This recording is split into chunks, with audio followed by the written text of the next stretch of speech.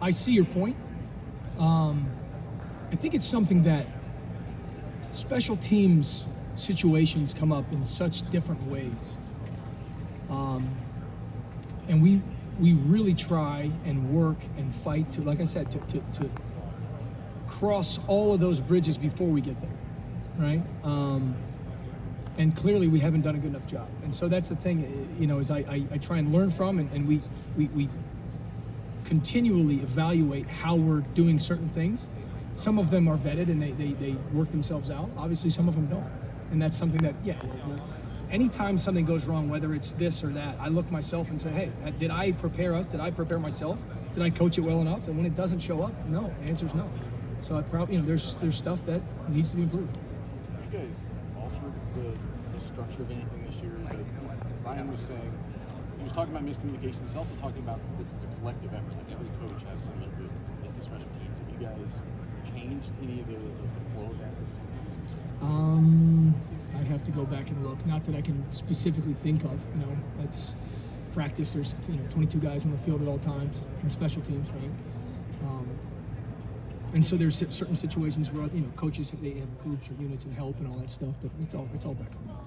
One final question, I folks. don't think the special team would be an area where Ohio State superior athletes can really shine. And the fact that they've had so many players not perform the way that they should. I mean, obviously you're the biggest accountable. What would you say to players? What's going on? Why is this not a major strength of the team? I would say it's a great question. I would say the one-off plays, we got to be better. We got to eliminate those. We've got, our job is to change field position, create explosives when we have opportunities to it, and we've done some of that. We have. You look at the net field position in a bunch of games, we've won it, right? People don't care about that because the big things can't happen, and they're right. You can't put your team in some situations that we have, and I totally understand that.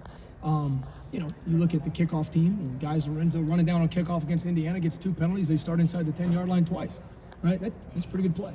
And there are certain situations that have come up, that they put the team in a bad place. There are a lot of other situations that our guys are playing really hard, really young. We got some young guys, we got some old guys. We have a group that really believes in the mission, and they are playing they're playing really hard right now to go down and impact the game in a positive way, and it shows up. It does. And so that's what I'd say is, the bulk of it, these guys, they work really hard in meetings, they work really hard in practice, they work really hard in games to get things right and to do and help. And any of the mistakes that they've made, I haven't prepared them well enough for. But the bulk of it, I'm really proud of the guys and how they're performing on a week-to-week basis.